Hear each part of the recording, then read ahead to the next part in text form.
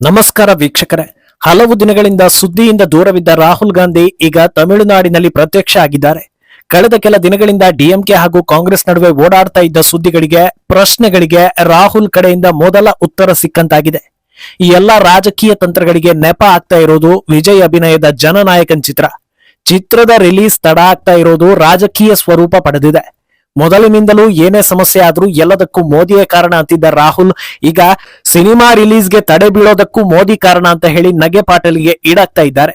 ಆದ್ರೆ ಈ ಎಲ್ಲಾ ಸರ್ಕಸ್ ಹಿಂದಿನ ರಾಜಕೀಯ ಲೆಕ್ಕಾಚಾರಗಳು ಚರ್ಚೆಗೆ ಒಳಗಾಗ್ತಾ ಇದ್ದು, ಅಂತಿಮವಾಗಿ ತಮಿಳುನಾಡಿನ ರಾಜಕೀಯ ಚಿತ್ರಣ ಏನಾಗ್ಬೋದು ಅನ್ನೋದು ಎಲ್ಲರ ಕುತೂಹಲಕ್ಕೆ ಕಾರಣವಾಗ್ತಾ ಇದೆ. ಪ್ರಮುಖವಾಗಿ ಎನ್ಡಿಎಗೆ ಈ ಬಾರಿ ಚಾನ್ಸ್ ಇದೆಯಾ ಅನ್ನೋ ಚರ್ಚೆ ಹುಟ್ಟಿದೆ. ಇದೆಲ್ಲವನ್ನ ಒನ್ ಬೈ ಒನ್ ವಿವರಿಸ್ತಾ ಹೋಗ್ತೀವಿ. ಈ ವಿಡಿಯೋವನ್ನ ತಪ್ಪದೆ ಕೊನೆ ತನಕ ನೋಡಿ. ಅದಕ್ಕೂ ಮುನ್ನ ಮೀಡಿಯಾ ಮಾನ್ಸ್ಟರ್ ಚಾನೆಲ್ ಅನ್ನ ತಪ್ಪದೆ ಸಬ್ಸ್ಕ್ರೈಬ್ ಮಾಡಿ. ಎಸ್, ಇತ್ತೀಚೆಗಿನ ಎಲೆಕ್ಷನ್ಗಳು ಹೇಗಾಗಿದೆ ಅಂದ್ರೆ, ರಾಹುಲ್ ಗಾಂಧಿ ಬರೋವರೆಗೂ ಒಂದು ಲೆಕ್ಕ, ಬಂದ ಮೇಲೆ ಇನ್ನೊಂದು ಲೆಕ್ಕ ಅನ್ನೋ ರೀತಿ. ಆ ಲೆಕ್ಕ ಹೇಗಿರುತ್ತೆ, ಯಾರಿಗೆ ವರವಾಗುತ್ತೆ, ಯಾರಿಗೆ ಕೆಡಕಾಗುತ್ತೆ ಅನ್ನೋದೆಲ್ಲ ನಿಮ್ಮ ಆಲೋಚನೆಗೆ ಬಿಟ್ಟಿದ್ದು. ಕಳೆದ ಒಂದು ವಾರದಿಂದ ರಾಹುಲ್ ಗಾಂಧಿ ಮಾಧ್ಯಮದಿಂದ ದೂರ ಇದ್ದಂತೆ ಕಾಣಿಸ್ತಾ ಇತ್ತು. ವಿದೇಶ ಪ್ರವಾಸದಲ್ಲಿದ್ದಾರೆ ಅನ್ನೋ ಮಾತಿತ್ತು. ಈಗ ಸಡನ್ ಆಗಿ ದಕ್ಷಿಣ ಭಾರತದಲ್ಲಿ ರಾಹುಲ್ ಕುರಿತ ಅಪ್ಡೇಟ್ಸ್ ಗಳು ಬರ್ತಾ ಇವೆ. ಬಾಯಿ ಬಿಟ್ರೆ ದ್ರಾವಿಡ ಅಂತ ಹೇಳೋ ರಾಜ್ಯದಲ್ಲಿ ಪ್ರಧಾನಿ ಮೋದಿಗೂ ಕಷ್ಟ ಇದೆ ಅನ್ನೋ ವಾತಾವರಣ ಇರುವಾಗ ರಾಹುಲ್ ಎಂಟ್ರಿಯನ್ನ ಗೇಮ್ ಚೇಂಜರ್ ಅಂತ ಪರಿಗಣಿಸೋದು ಸಾಧ್ಯವಿಲ್ಲ. ಆದ್ರೆ ಈ ಬಾರಿ ರಾಹುಲ್ ಎಂಟ್ರಿ ಕೆಲವರಿಗೆ ಗೇಮ್ ಓವರ್ ಅನ್ನೋ ಸಿಗ್ನಲ್ ಕೊಡ್ತಾ ಇರೋದೇ ಈಗ ಹಾಟ್ ಟಾಪಿಕ್ ಆಗ್ತಾ ಇರೋದು. ಡಿಎಂಕೆ ಹಾಗೂ ಕಾಂಗ್ರೆಸ್ ನಡುವೆ ಏರ್ಪಟ್ಟಿರೋ ಸೀಟ್ ಹಂಚಿಕೆ ಹಾಗೂ ಪವರ್ ಶೇರಿಂಗ್ ಜಟಾಪಟಿಯಲ್ಲಿ ಎರಡೂ ಪಕ್ಷಗಳ ಹೈಕಮಾಂಡ್ ಯಾಕೆ ಇನ್ನೂ ಎಂಟ್ರಿ ಕೊಟ್ಟಿಲ್ಲ ಅನ್ನೋ ಪ್ರಶ್ನೆ ಇತ್ತು. ಆದ್ರೆ ಈಗ ರಾಹುಲ್ ಜನನಾಯಕನ್ ಸಿನಿಮಾಗೆ ಸಪೋರ್ಟ್ ಮಾಡೋ ಮೂಲಕ ಪರೋಕ್ಷವಾಗಿ ನಾವು ಟಿವಿಕೆ ಕಡೆ ಹೋಗಲಿದ್ದೀವಿ ಅಥವಾ ನೋಡ್ತಾ ಇದ್ದೀವಿ ಅನ್ನೋದನ್ನ ಹೇಳಿದಂತಿದೆ. ಏನು ಹೇಳಿದ್ದಾರೆ ಅನ್ನೋದನ್ನ ನೋಡ್ತಾ ಹೋದ್ರೆ, ಜನನಾಯಕನ್ ಸಿನಿಮಾ ರಿಲೀಸ್ಗೆ ತಡ ಆಗ್ತಾ ಇರೋದಕ್ಕೆ ಪ್ರಧಾನಿ ನರೇಂದ್ರ ಮೋದಿ ಕಾರಣ. ಇದು ತಮಿಳು ಸಂಸ್ಕೃತಿ ಮೇಲೆ ನಡೆಸಿದ ದಾಳಿ. ನೀವು ಜನರ ದನಿಯನ್ನ ಅಡಗಿಸಿ ಗೆಲ್ಲೋದಕ್ಕೆ ಸಾಧ್ಯವಿಲ್ಲ ಅನ್ನೋದು ರಾಹುಲ್ ಗಾಂಧಿ ಹೇಳಿಕೆ. ಕೇಳೋದಕ್ಕೆ ವಿಚಿತ್ರ ಎನಿಸಿದ್ರು ರಾಹುಲ್ ಕಡೆಯಿಂದ ಬಂದಿರೋ ಹೇಳಿಕೆ ಇದೆ. ಸಿನಿಮಾ ರಿಲೀಸ್ಗೆ ತಡೆ ಆಗೋದು ಸಂಸ್ಕೃತಿ ಮೇಲಿನ ದಾಳಿ ಅನ್ನೋದು ಒಂದು ಹಾಸ್ಯವಾದ್ರೆ, ವಿಜಯ್ ಸಿನಿಮಾ ತಡೆಯೋದಕ್ಕೆ ಕೇಂದ್ರ ಸರ್ಕಾರ ಪ್ಲಾನ್ ಮಾಡಿ ಕೂತಿದೆ ಅನ್ನೋ ರೀತಿ ಮಾತಾಡ್ತಾ ಇರೋದು ಇನ್ನೊಂದು ಹಾಸ್ಯ ಅಂತ ರಾಹುಲ್ ರನ್ನ ಟ್ರೋಲ್ ಮಾಡ್ತಾ ಇದ್ದಾರೆ. ಏನು, ಈ ರೀತಿ ಹೇಳ್ತಾ ಇದ್ದ ಹಾಗೆ ಇನ್ನೊಂದು ದಿಕ್ಕಲ್ಲಿ ಬಿಜೆಪಿ ಕಡೆಯಿಂದ ಕೌಂಟರ್ ಕೂಡ ಬರ್ತಾ ಇದೆ. ರಾಹುಲ್ ಟ್ವೀಟ್ ಬೆನ್ನಲ್ಲೇ ಟ್ವೀಟ್ ಮಾಡಿರೋ ಬಿಜೆಪಿ ನಾಯಕ ಕೇಸವನ್, ರಾಹುಲ್ ಗಾಂಧಿ ಒಬ್ಬ ನಾಚಿಕೆ ಇಲ್ಲದ ಸುಳ್ಳುಗಾರ ಹಾಗೂ ಸುಳ್ಳು ಸುದ್ದಿಗಳನ್ನ ಹರಡಿಸೋ ವ್ಯಕ್ತಿ.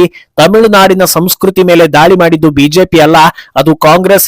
ಯುಪಿಎ ಸರ್ಕಾರ ಇದ್ದಾಗ ತಮಿಳುನಾಡಿನ ಸಾಂಸ್ಕೃತಿಕ ಜಲ್ಲಿಕಟ್ಟಿಗೆ ಬ್ರೇಕ್ ಹಾಕಿದ್ದು ಇವರೇ.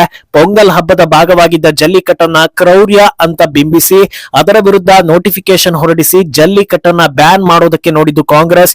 ಈಗ ನೋಡಿದ್ರೆ ಸಿನಿಮಾ ಹೆಸರನ್ನ ಹೇಳಿ ಬಿಜೆಪಿ ವಿರುದ್ಧ ಆರೋಪಿಸ್ತಾ ಇದ್ದಾರೆ. ನಾಚಿಕೆ ಆಗ್ಬೇಕು ಅಂತ ಟ್ವೀಟ್ ಮಾಡಿ ಟಕ್ಕರ್ ಕೊಟ್ಟಿದ್ದಾರೆ. ಅಲ್ಲದೆ ಇದೇ ವೇಳೆ ತಮಿಳು ಸಂಸ್ಕೃತಿಗೆ ಗೌರವ ಕೊಡ್ತಾ ಇರೋದೇ ಪ್ರಧಾನಿ ಮೋದಿ ನೇತೃತ್ವದ ಸರ್ಕಾರ ಅಂತ ಹೇಳಿದ್ದಾರೆ. ಹಾಗೆ ಎಮರ್ಜೆನ್ಸಿ ಕಾಲದ ಕರಾಳ ಮಾಹಿತಿಗಳನ್ನ ಬಿಚ್ಚಿಟ್ಟು ಯಾರದ್ದು ಸಂಸ್ಕೃತಿ ಮೇಲಿನ ದಾಳಿ ಅನ್ನೋದನ್ನ ಕೂಡ ವಿವರಿಸ್ತಾ ಹೋಗಿದ್ದಾರೆ. ರಾಹುಲ್ ಹೇಳೋ ಬಹುತೇಕ ವಿಚಾರಗಳಲ್ಲಿ ಅವರು ಟ್ರೋಲ್ ಆಗ್ತಾರೆ ಅನ್ನೋದು ವಾಸ್ತವವೇ.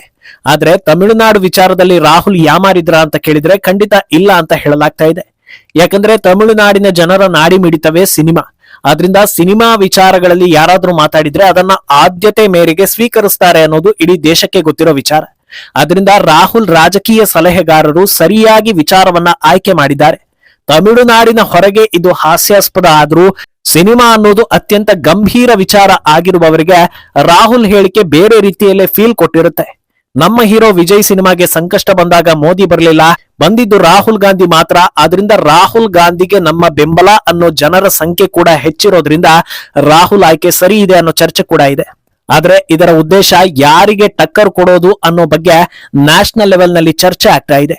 ವಿಜಯ್ ಕೇವಲ ಸಿನಿಮಾ ನಟ ಆಗಿದ್ದಿದ್ರೆ ರಾಹುಲ್ ಈ ಕಡೆ ತಲೆ ಕೂಡ ಹಾಕ್ತಾ ಇರಲಿಲ್ಲ. ಆದ್ರೆ ವಿಜಯ್ ಈಗ ರಾಜಕಾರಣಿಯಾಗಿ ಬದಲಾಗಿರೋ ಸಿನಿಮಾ ನಟ. ಆದ್ರಿಂದ ನಾವು ಟಿವಿಕೆಗೆ ಇನ್ನೂ ಹತ್ತಿರ ಆಗ್ತಾ ಇದ್ದೀವಿ ಅನ್ನೋ ಸಿಗ್ನಲ್ ಅನ್ನ ಡಿಎಂಕೆಗೆ ರಾಹುಲ್ ರವಾನೆ ಮಾಡಿದಂತೆ ಕಾಣಿಸ್ತಾ ಇದೆ. ಡಿಎಂಕೆ ಜೊತೆಗೆ ಮುಂದುವರಿಬೇಕು ಅಂದ್ರೆ ಇಂತಿಷ್ಟು ಸೀಟ್ ಪವರ್ ಶೇರಿಂಗ್ ಬೇಕೇ ಬೇಕು ಅಂತ ಕಾಂಗ್ರೆಸ್ ಪಟ್ಟು ಬಿದ್ದಿದೆ.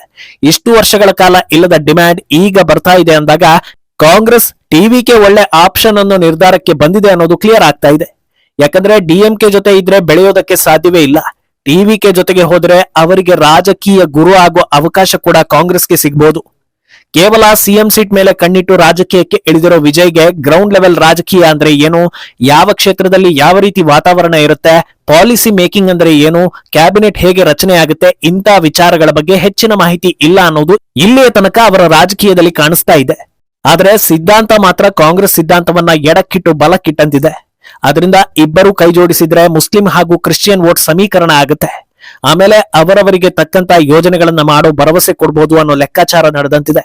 ಪ್ರಮುಖವಾಗಿ ಪ್ರಣಾಳಿಕೆ ರೆಡಿ ಮಾಡೋ ಹೊತ್ತಲ್ಲಿ ಕಾಂಗ್ರೆಸ್ ಅಂತ ಅನುಭವಿ ಪಕ್ಷ ಜೊತೆಗಿದ್ರೆ ಓಲೈಕೆಯನ್ನ ಜನರಿಗೆ ತಲುಪಿಸುವಲ್ಲಿ ಸಹಾಯ ಆಗುತ್ತೆ.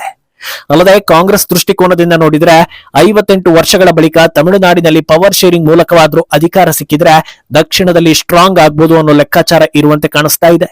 ಅಂದಹಾಗೆ ಇಲ್ಲಿಯ ತನಕ ಕೇವಲ ಕಾಂಗ್ರೆಸ್ ಮಾತ್ರ ಪ್ರೆಷರ್ ಆಗ್ತಾ ಇದೆ, ಡಿಎಂಕೆ ಕಡೆಯಿಂದ ಏನೂ ರಿಟರ್ನ್ ಉತ್ತರ ಬಂದಿಲ್ವಾ ಅಂತ ಕೇಳಿದ್ರೆ ಇತ್ತೀಚೆಗೆ ರಿಲೀಸ್ ಆದ ಪರಾಶಕ್ತಿ ಸಿನಿಮಾ ಕತೆ ಕಂಪ್ಲೀಟ್ ಆಗಿ ಕಾಂಗ್ರೆಸ್ಗೆ ಕೊಟ್ಟಿರೋ ಹೊಡೆತ ಅನ್ನೋ ರೀತಿ ಚರ್ಚೆ ಆಗ್ತಾ ಇದೆ. 1960ರ ಕಾಲಘಟ್ಟದಲ್ಲಿ ಕೇಂದ್ರದಲ್ಲಿ ಕಾಂಗ್ರೆಸ್ ಸರ್ಕಾರ ಇದ್ದಾಗ ಭಾಷಾ ವಿಚಾರದಲ್ಲಿ ದೊಡ್ಡ ಗದ್ದಲ ನಡೆದಿತ್ತು. ನೈಜ ಹಿಂದಿ ಹೇರಿಕೆ ನಡೆದಿದ್ದೇ ಆ ಕಾಲಘಟ್ಟದಲ್ಲಿ ಹಾಗೂ ಅದನ್ನ ತಮಿಳು ಜನರು ಹೇಗೆ ವಿರೋಧಿಸಿದ್ರು ಅನ್ನೋದನ್ನ ಈ ಸಿನಿಮಾದಲ್ಲಿ ತೋರಿಸಿದ್ದಾರೆ ಅನ್ನೋ ಟಾಕ್ ಇದೆ. ಒಂದು ಕಡೆ ಬಿಜೆಪಿಯನ್ನ ಸೈದ್ಧಾಂತಿಕ ವೈರಿ ಹಾಗೂ ರಾಷ್ಟ್ರೀಯ ಪಕ್ಷಗಳನ್ನ ದೂರ ಇಡಬೇಕು ಅಂತ ಹೇಳೋ ಡಿಎಂಕೆ ಕಾಂಗ್ರೆಸ್ ವಿರುದ್ಧ ಚಾಟಿ ಬೀಸೋದಕ್ಕೆ ಈ ಸಿನಿಮಾವನ್ನ ಅಸ್ತ್ರ ಮಾಡಿಕೊಂಡಿದೆ ಅನ್ನೋ ಚರ್ಚೆ ಇತ್ತು. ಅದೇ ಕಾರಣಕ್ಕೆ ಮುಳ್ಳಿಂದಲೇ ತೆಗೆಯೋ ಹಾಗೆ ಸಿನಿಮಾ ಪಾಲಿಟಿಕ್ಸ್ಗೆ ಸಿನಿಮಾ ಮೂಲಕವೇ ಉತ್ತರ ಕೊಡೋದಕ್ಕೆ ರಾಹುಲ್ ಜನನಾಯಕನ ಆಯ್ಕೆ ಮಾಡಿಕೊಂಡ್ರು ಅನ್ನೋ ಚರ್ಚೆ ಕೂಡ ಈಗ ನಡೀತಾ ಇದೆ. ಆದ್ರೆ ಇನ್ನೂ ಕೂಡ ಎರಡೂ ಪಕ್ಷಗಳು ನಮ್ಮದು ಬ್ರೇಕಪ್ ಅಂತ ಹೇಳದೇ ಇರೋದ್ರಿಂದ ಇನ್ನೂ ದೊಡ್ಡ ಮಟ್ಟದ ಬೆಳವಣಿಗೆಗಳು ನಡೆಯೋ ಸಾಧ್ಯತೆ ಎದ್ದು ಕಾಣಿಸ್ತಾ ಇದೆ. ಸರಿ, ಈಗ ಕಾಂಗ್ರೆಸ್ ಟಿವಿಕೆ ಜೊತೆ ಸೇರಿಕೊಂಡ್ರೆ ಓವರ್ ಆಲ್ ರಾಜಕೀಯಕ್ಕೆ ಏನು ಎಫೆಕ್ಟ್ ಆಗುತ್ತೆ ಅನ್ನೋದನ್ನ ನೋಡ್ತಾ ಹೋದ್ರೆ ಕಳೆದ ಬಾರಿ 25 ಸೀಟ್ನಲ್ಲಿ ಸ್ಪರ್ಧಿಸಿದ್ದ ಕಾಂಗ್ರೆಸ್ 18 ಸೀಟ್ನಲ್ಲಿ ಗೆದ್ದಿತ್ತು. ಈ ಬಾರಿ ಸೀಟ್ ಹೆಚ್ಚು ಸಿಕ್ಕಿ ಹೆಚ್ಚು ಸೀಟ್ ಗೆಲ್ತೀವಿ ಅನ್ನೋ ಉತ್ಸಾಹ ಅವರಿಗೆ ಇರ್ಬೋದು. ಆದ್ರೆ ಈ ಬಾರಿ ಕಳೆದ ಬಾರಿ ಇದ್ದ ವಾತಾವರಣ ಇಲ್ಲ ಅನ್ನೋದು ವಾಸ್ತವ. ಯಾಕಂದ್ರೆ ಕಳೆದ ಬಾರಿ ಕರುಣಾನಿಧಿ ಅವರ ನಿಧನದ ಅನುಕಂಪ ಡಿಎಂಕೆಗೆ ವರ್ಕ್ ಆಯಿತು. ಆದ್ರಿಂದ ಡಿಎಂಕೆ ಜೊತೆಗೆ ಇದ್ದ ಕಾರಣ ಕಾಂಗ್ರೆಸ್ ಕೂಡ ಹೆಚ್ಚಿನ ಸೀಟನ್ನ ಗೆಲ್ಲೋದಕ್ಕೆ ಸಹಾಯ ಆಯ್ತು ಅಂತಲೂ ಕೂಡ ಅಂದಾಜಿಸಬಹುದು. ಆದ್ರೆ ಈ ಬಾರಿ ವಾತಾವರಣ ಆ ರೀತಿ ಇಲ್ಲ. ಡಿಎಂಕೆ, ಟಿವಿಕೆ, ಕಾಂಗ್ರೆಸ್ ಈ ಮೂರು ಪಕ್ಷಗಳಿಗೆ ಬೇಕಾಗಿರುವುದು ಕ್ರಿಶ್ಚಿಯನ್ ಹಾಗೂ ಮುಸ್ಲಿಂ ವೋಟ್ಗಳು. ಹಿಂದೂ ವೋಟ್ಗಳು ಅವರ ಪಾಲಿಗೆ ಬೋನಸ್ ಮಾತ್ರ. ಆದ್ರೆ ಈಗ ಡಿಎಂಕೆ ಹಾಗೂ ವಿಜಯ್ ಬೆಂಬಲಿಗರು ಕನ್ಫ್ಯೂಸ್ ಆದ್ರೆ ವೋಟ್ ಸ್ಪ್ಲಿಟ್ ಗ್ಯಾರಂಟಿ. ಈ ಹೊತ್ತಲ್ಲಿ ನಿರ್ದಿಷ್ಟ ವೋಟ್ಗಳನ್ನ ಹೊಂದಿರೋ ಎನ್ಡಿಎ ಸಂಖ್ಯಾಬಲದಲ್ಲಿ ಉಳಿದಿಬ್ಬರನ್ನ ಬೀಟ್ ಮಾಡಿ ಮ್ಯಾಜಿಕ್ ನಂಬರ್ ರೀಚ್ ಆದ್ರೆ ಈ ಬಾರಿ ಸರ್ಕಾರ ರಚಿಸೋದನ್ನ ತಪ್ಪಿಸೋದಕ್ಕೆ ಸಾಧ್ಯವೇ ಇಲ್ಲ. ಆದ್ರೆ ಒಂದು ವೇಳೆ ಅತಂತ್ರ ಸ್ಥಿತಿ ನಿರ್ಮಾಣ ಆಯ್ತು ಅಂದ್ರೆ ಮತ್ತೆ ವಿಚಿತ್ರ ಪರಿಸ್ಥಿತಿ ಎದುರಾಗುತ್ತೆ. ಯಾಕಂದ್ರೆ ಟಿವಿಕೆ ಜೊತೆ ಸೇರೋಣ ಅಂದ್ರೆ ಅವರು ಕಾಂಗ್ರೆಸ್ ಜೊತೆ ಇದ್ರೆ ಅದು ಸಾಧ್ಯ ಆಗೋದಿಲ್ಲ. ಡಿಎಂಕೆ ಎಐಎಡಿಎಂಕೆ ಜೊತೆಗೆ ಕೈ ಜೋಡಿಸೋದಿಲ್ಲ. ಅದರಿಂದ ತಮಿಳುನಾಡು ರಾಜಕೀಯ ಎಲ್ಲರ ಕುತೂಹಲವನ್ನ ಕೆರಳಿಸ್ತಾ ಇದೆ. ಮುಂದೇನಾಗುತ್ತೆ ಅನ್ನೋದನ್ನ ಕಾದು ನೋಡ್ಬೇಕು. ಈ ಬಗ್ಗೆ ನಿಮ್ಮ ಅಭಿಪ್ರಾಯವನ್ನ ತಪ್ಪದೆ ಕಮೆಂಟ್ ಮೂಲಕ ತಿಳಿಸಿ.